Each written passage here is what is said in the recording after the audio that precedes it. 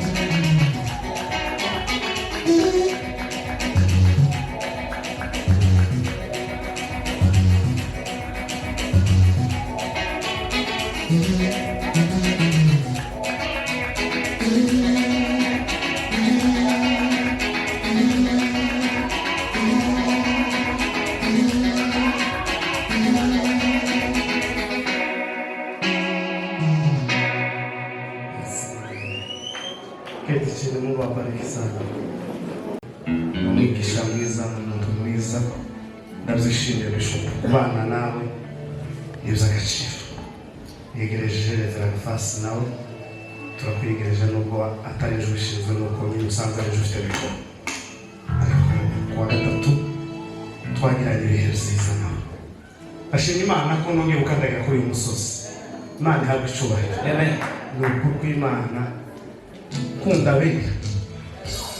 kunda benda sinokwibagira ikanisa rya mbere ryanyakiriye hano ndi kwa Bishop wakomera amashyi n'ubwa kabiri nibo batwakiriye rero ndabyishimiye kuko twongeye gukandagira kuri uyu musozi twagiye tuzifuza ariko ntibikunde ariko kuki isaha y'Imana bitaragera ariko igihe iyo kigeze nta kindi kintu rero kuba tugeze hano nimbere twayisanga tuzagira tugeze iwacu mu ijuru yewe tuzicarana abamarayika batugose zasanga intwari tuzibanira karata uzaba umunsi w'iherezo ry'amarira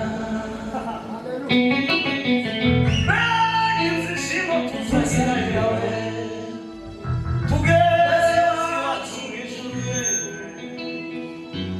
tuzicarana n'Imana abamarayika batugose zasanga intwari z'amazi tuzibanira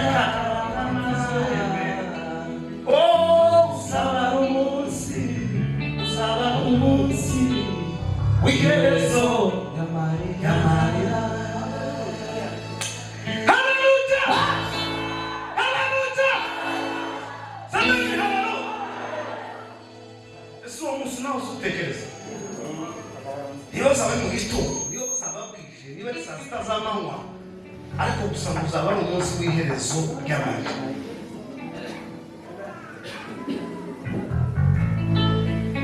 katuganze Petero wa mbere igice cya kabiri umuntu bari tayari kudufasha gusoma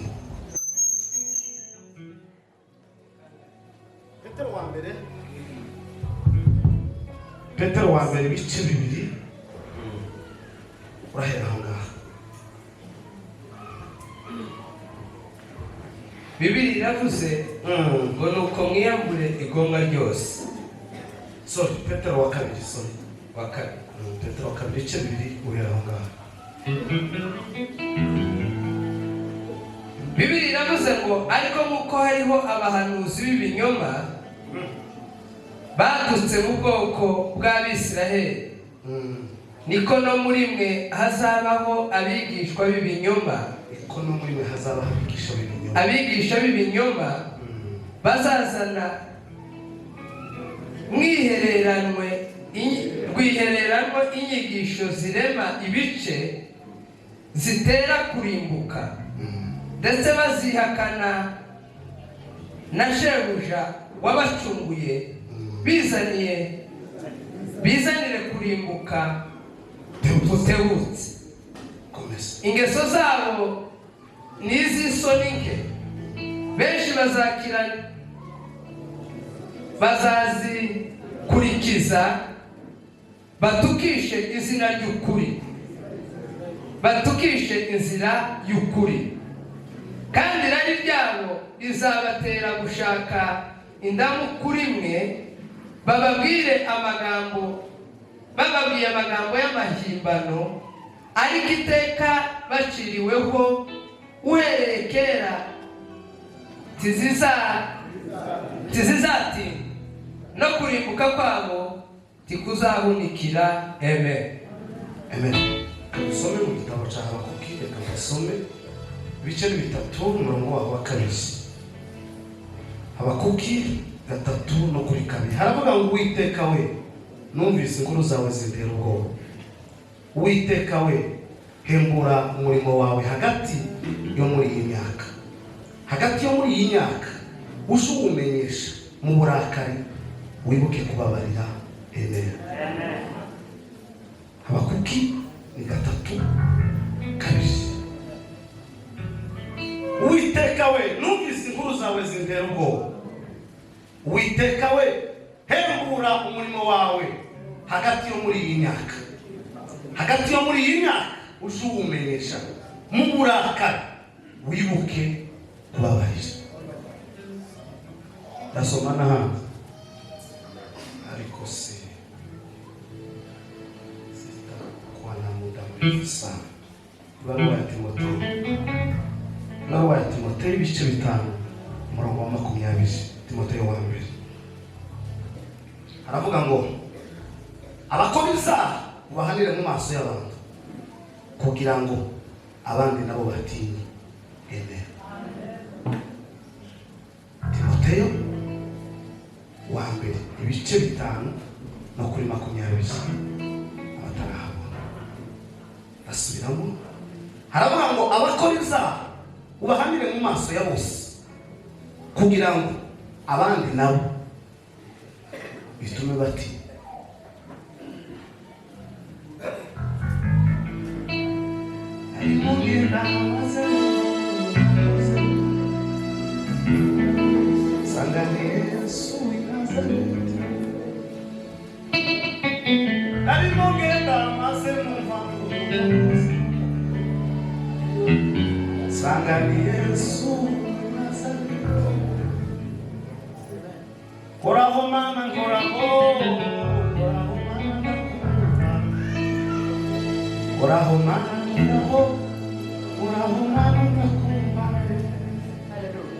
Reka tuganire kuri ano magambo dusomye. Turaza kuganira hejuru y'ijambo rivuga ngo Uwiteka we, hembura umurimo wawe. Uwiteka we, hembura umurimo wawe.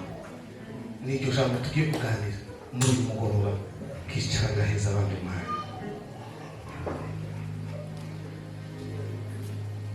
Isi turimo ifite umuvuduko w'iterambere cyane, kandi uwo muvuduko w'iterambere cyane iyi si turimo igakunda ngo uwo muvuduko uba ahantu hose,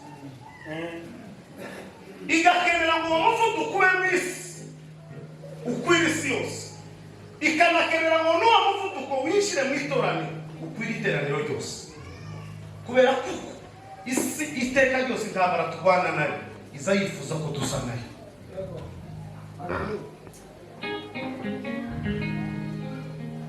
Ibibazo tugira n'intambara tugira, urubanza duhoramo n'ibibazo tugira ni urubanza rw'isi zishaka kutuhindura ngo duse nk'isi, kandi twebwe tutarabisi.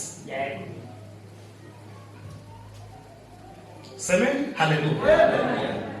Hakajaho urugamba natwe twebwe batarabisi tugashaka guhindura isi nayo ngo ise natwe. Zamara guhura gutyo igifite ingufu akaba aricyo kinesha ikindi. Isi yarusha twebwe ingufu ikadutwara mu isi, natwe twaruta isi imbaraga tukaza n'isi tukayinjiza mu iteraniro. Petero yandika amagambo arababwira ngo kuko mu Bayisiraheli hajemo abahanuzi b'ibinyoma, arababwira ngo hazamo n'abavuga butumwa b'ibinyoma.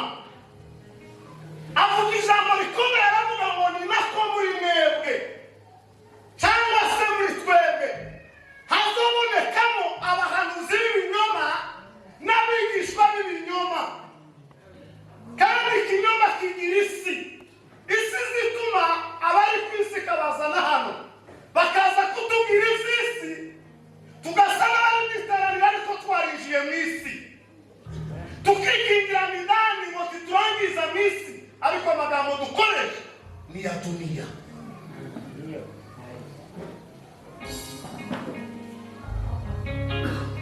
Semeni haleluya. Tuzamuri Imana ishimwe. Haleluya, haleluya. Ni Yesu yabivuze muri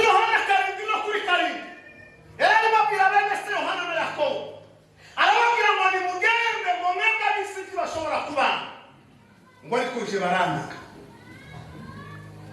arababwira ngo kandi nta kindi bazabanziza ngo nuko nzamanya ko imirimo yabo ari mibi. Abisi banga ko tubabwira ko ibyo bakora ari bibi, bakunda kuko tubabwira ko ibyo bakoze ari byiza. Ariko isi umuntu wisi iyo umubwiye ngo ikiwagikoze n'ikibihinduke ubu bari manzi.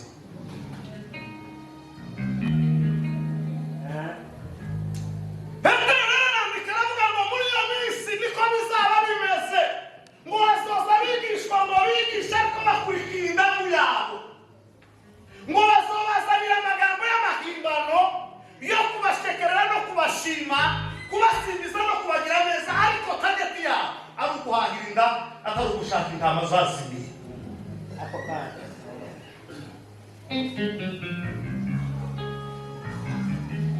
semeni haleluya. Nimuza kunkurikira ndakoresha umwanya muto nicara Blessed Bishop.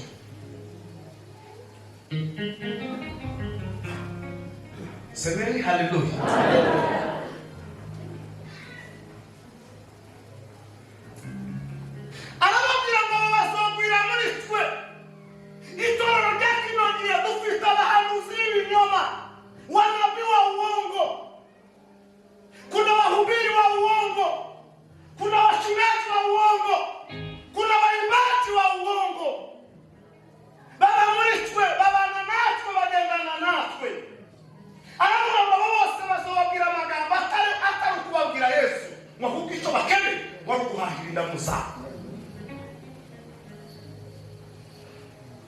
Ubutumwa z'ikinyoma zizatanga ubutumwa zikeneye indaya.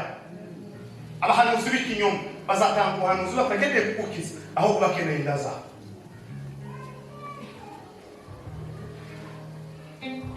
Niho navuze ndababwira ngo turaganira ijambo rivuga ngo Mana hembura umurimo wawe, ongera uhese umurimo wawe agaciro, ongera uhese kanisa igitinyiro.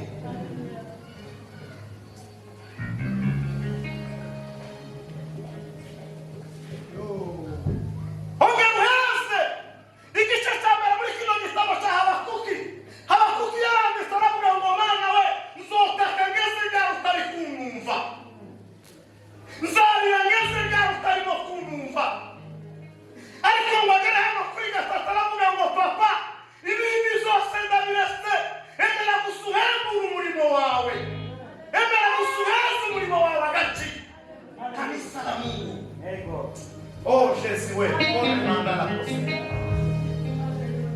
Somebody managed to wait. Somebody managed to wait. Hallelujah.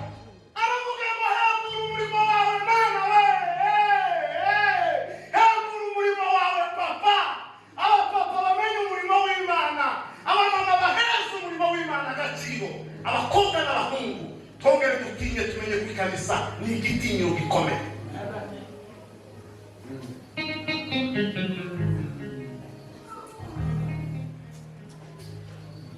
Nizo bihe turimo bemera n'aka gahinda turimo n'uru rubanza turimo itorero naratangaye mu bihe turimo rusanyuma aho umushumba aje kurega undi bakamufunga. Itorero ni ryo gukemura imanza, itorero si ryo guteza imanza. Aho abashefu bananiwe, aho abandi bananiwe n'ukwegera abashumba bakabaza ngo ese nimutubwire Imana irakora iki. Ariko ibihe turimo umushumba ari gutanga amafaranga bagafungisha undi, yamara amateraniro ku cyumweru agaheza intama neza.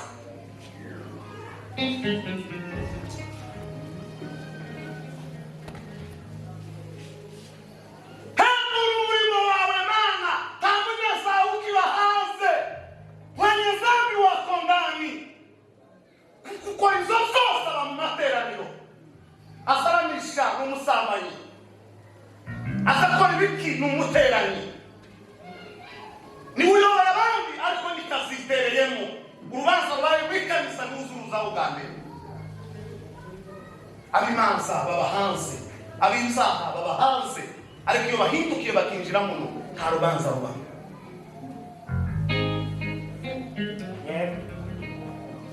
Hallelujah. Amen, hallelujah. sinzi ndimo kubwiriza nkumva abantu kabone batari kubyumva kuko je ndimo kubyumva iyo umuntu afite umutwaro muzi umuremerera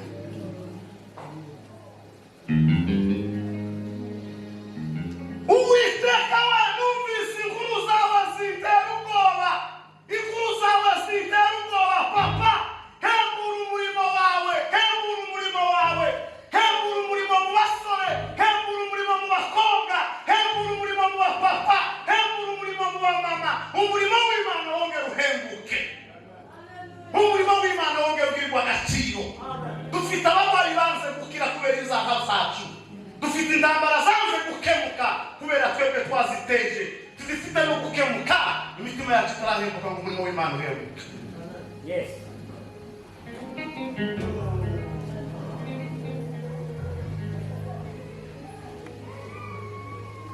yikoreye umusaraba uremereye cyane yakubise inkoni we aterwa icumu we Yesu we yikoreye umusaraba uremereye cyane yakubise inkoni yemewe aterwa icumu Yesu we ari mu mwijima ukabije Yesu aramurikira ari mu mwandu uteye isoni Yesu akuramo nari ndushe muri umumare Yesu aramurikira sambe na kota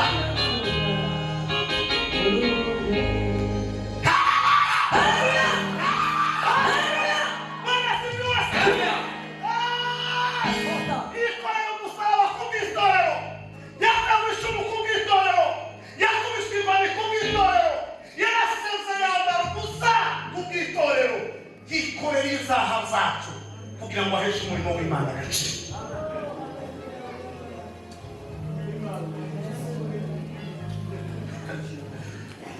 yikorera umusaraba uremereye cyane nakubitwa inkoni yemewe aterwa icumu Yesu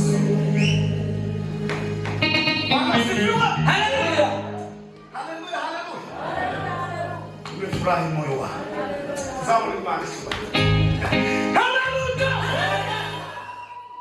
hembura Mana we hembura umurimo wawe hembura umurimo wawe papa umurimo wawe wongera ugirirwa agaciro abatanga ubutumwa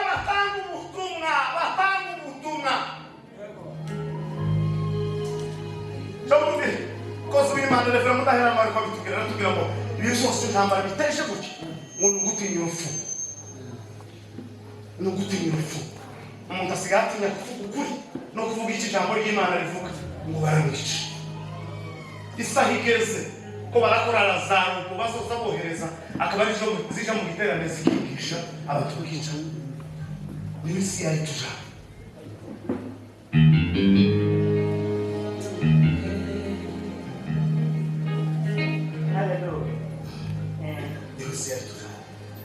turi kumwe narababwisha ko ntaje kubahanurira ngo muje hanze ni ukuri Imana izobacira inzira mu gihe ariko sinoza guheza umuntu visa ndayibuze maze imyaka 9 mu gihe kuzabona amabiri ko guca ngo akiruragiye nguragiye ngirino biragoye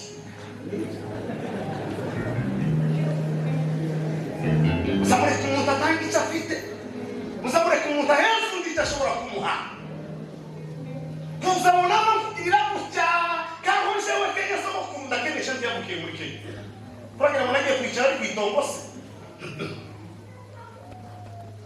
ariko kubera isaha tugeze kubera ibibazo turimo turasatira kubera intambara twegere mukeneye ngo bababwire ngo kiraviza n'ukuri ibintu ni bitatu ku mpunzi uzogenda cyangwa uve cyangwa usubira iwanyu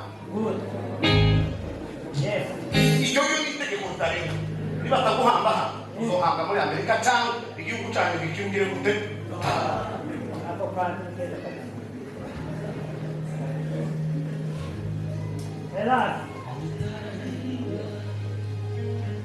Vuzena torero ry'Imana mutasigaye avuga ngo aravuze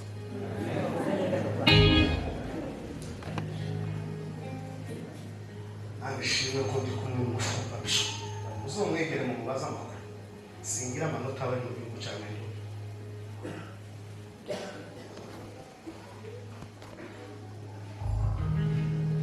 ariko isi kanera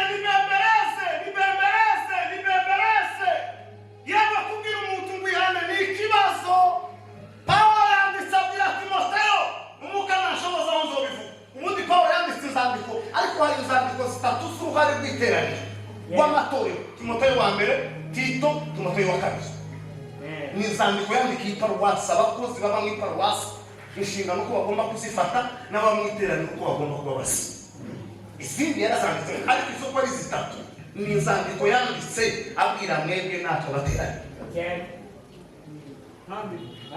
abwira Timoteyo yaramubwiye gusaba ikintu uzokora utazihutira guteza umuntu ikibazo ku muhanda kuko hatariho abagabo batatu bamureka ariko aramubwira ngo umuntu nakora icyaha jewe ndakubwiye Pawulo ni ukuri ngo uzohanire umuntu mu ruhame rw'abantu kugira ngo n'abandi ubazopime ariko dufite abashumba bari mu nzu gutengera umuntu akazamujyana muri resitora icyaha kigashirira muri resitora capati ntiyokweza icyaha pe habe niyo wamugura ibibase ya capati ntiyokweza icyaha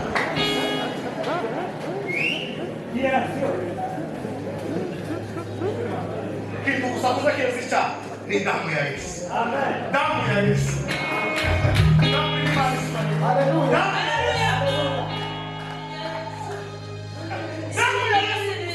ibindi byose ntibizoshoboka ariko nimukomeye yarara n'umukirisitu ukazubaza umushumba ngo ase ko twamenye amakuru ko runaka yakuyemo inda yarabariwe gari yatezwe gari ngo izo twarabirangije zarangira ibihe bitararangiriye mu materaniro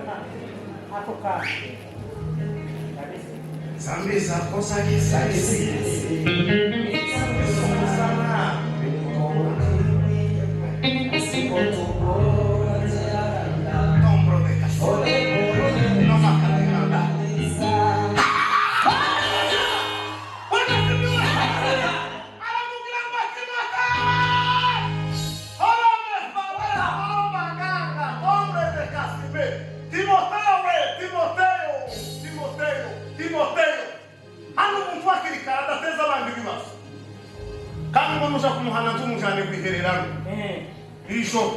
wireka twamufasha samba tugutengeye mu materaniro y'abantu ntanshingano ukwiriye naze kugeza umunsi usihana umutima wacu kandi gakegera umushumba akambwira ngo Bishop mbabarira nakoze ikintu mbabarira Bishop akagaruka mu materaniro uyu munsi twahagaze dutenga kuyereka kuko icyaha yakoze yaciye bugufi yasabye imbabazi yongeye kugaruka mu materaniro naho umuntu urimo kugira icyaha cya kane tutaramenya n'icya mbere ko cyagenze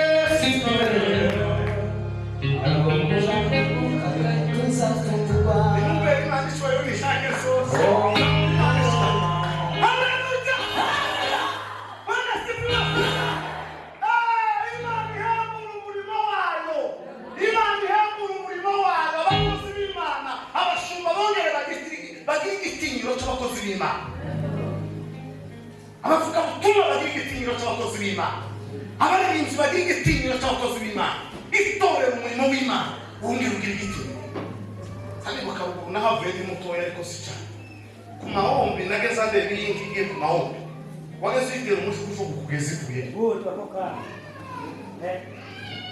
naho nyine basigaye bateretanira ku mahombi afite amandiko mu ntoki batangiye mu mahombi bakayasambanira igitaramo cyakunze ku cyumweru gutyo neza undi akazasingiriza akandiko karimo amagambo y'amafuti n'amanjwe y'abadayi tukiri mu materaniro kudatinya iki umurimo w'Imana.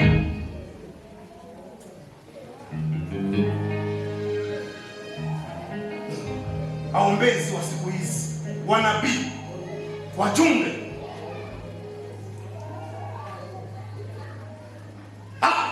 materaniro kuchakaza mugeza randevu amateraniro arangiye undarani wawe urayo iwawe bakwiruka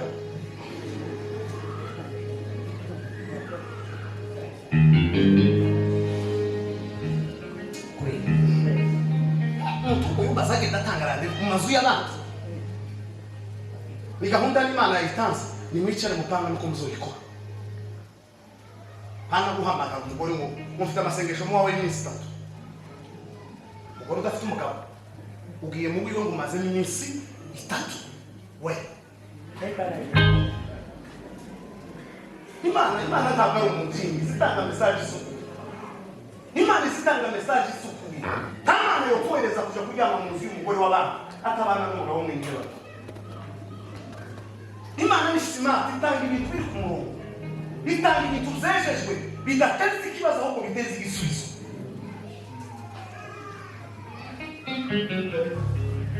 Izo ni imivuga umbabarire nya unsabye imbabazi umuntu kasigaye avuga ikibazo kikaba kiragana sabye imbabazi mu materaniro abashumba mu nzu niyo kwari twishe umuntu kuvugaga neza ngo muzongere mu ntumi nyabo nansabye imbabazi muzotubi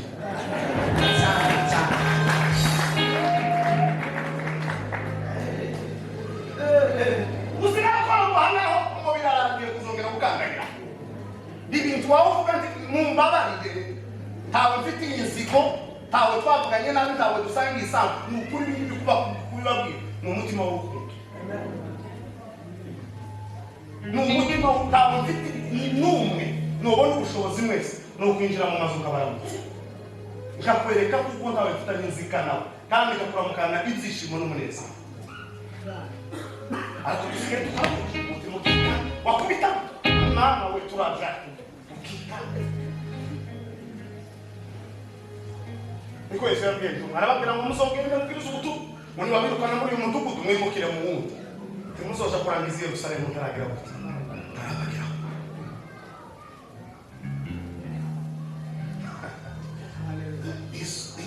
ngira na bake ariko sindire yo siporo sindikipe ariko mwe nashigikira mu suku tukamenya Yesu ko ari wese ari kuri n'ubugingo no kuri n'amahoro ariko mu mutima wanje nta muntu ndarabize sinabifite unkunze nzambi uwo mbwiza akanduza n'amata musasira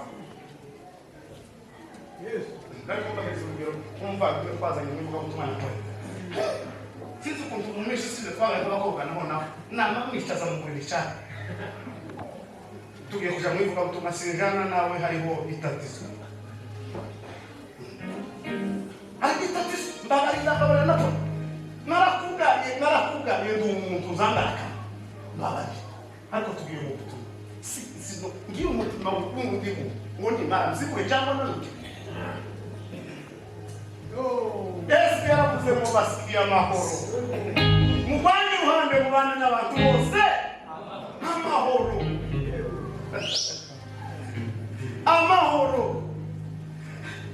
wanasifiwe semeni haleluya tuzamuri Imana icyubahiro haleluya imurimo w'Imana basore umuhungu uri mu gutereta abakobwa 9 ku munsi umwe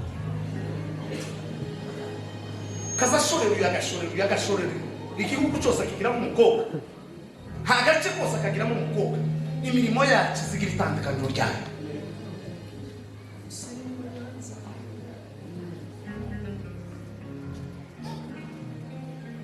n'ingeso zacu nziza zibatera guhindukira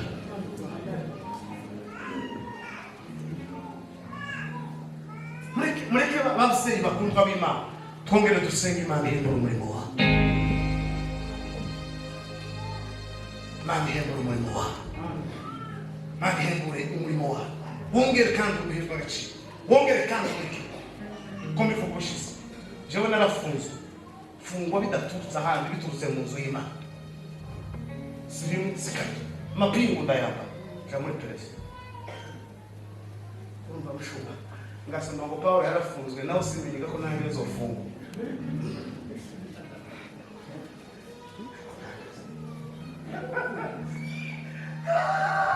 yeme umuntu yofungisha undi yabaraga twara Bibiliya mu ntoki umuntu yoraza undi muri pirizo agatwara igitabo cyaho kovu mu ntoki umuntu yoraza undi muri pirizo bavuga ngo batanga amaturu ukuboko kwe kukarambura kugatanga ituru undi akamuraza muri pirizo batanga haleluya akayakira kweli kwa Mungu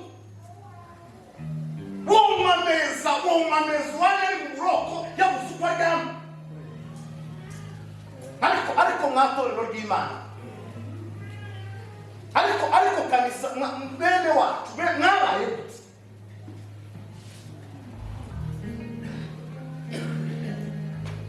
ikanisa y'Imana kwe umushumba mugenzi we agafungisha undi mushumba gaca muti akaryama agasinzira uwaba yaraye muri gereza muri prison ikanisa uzi ko Kristo uriya musaraba yari kwasira ari ikanisa uri mukuza kandi ushaka kuzisi kuri uzufika uri mwana wa Yesu yarakohereje nango wongera ufu ariko ye tugeze ko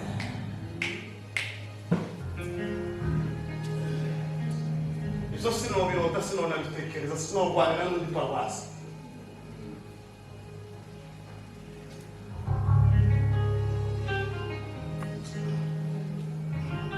Tabisi kwibzo bibaba basi sibyo mukene baraje bababwirwa mukene ga mugende hanze mwizina rya Yesu ariko iwe nitazikoresha abantu bimwe na rimwe zitubwira dushira abantu kubundi bakagobye kuja hanze umuntu utifuriza ubundi cyiza habe na iwe ni umenye amakuru yo kuja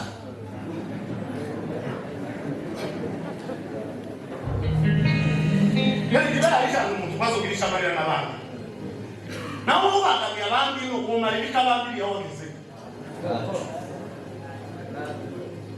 Sale bazambi kwa kubisho muzamenyeshe iwe nizigira n'abayombe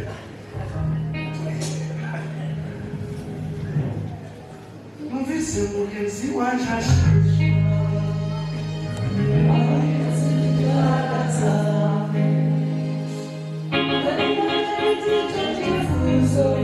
Mama we Oya sinatamarasa Kumara kazi yagira Ishaka oya mamazi Niko mutima wanjye kwifuza Yesu we Oya sinatamarasa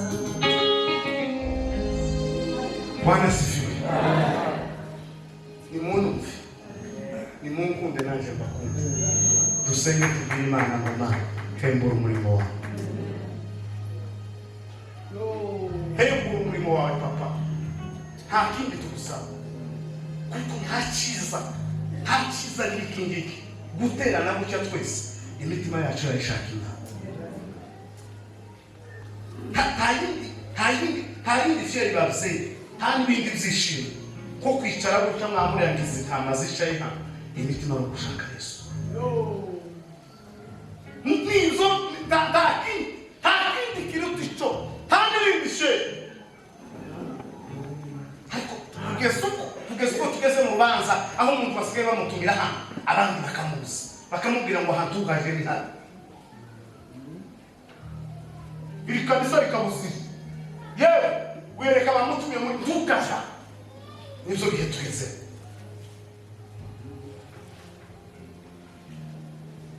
nibyo bihe tugezemo bashumba tuzatubona byinshi twe tuzatugenda ndi mu bantu baza bagenda zabona byinshi kandi zabite kongera kugira kandi umuhamagaro bivuga butumwa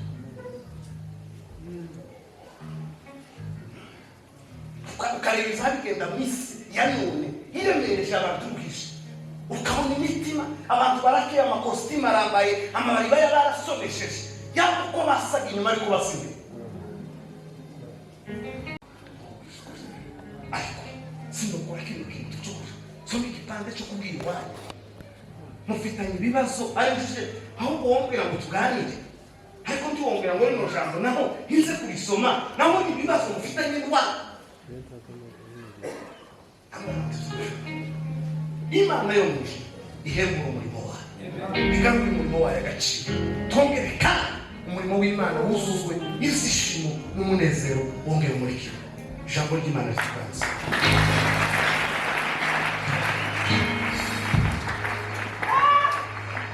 Mana ishobora byose mu izina rya Yesu Kristo umwami wacu. Mana iri jambo rihari kandi iri jambo rihari abatumva baryumve iri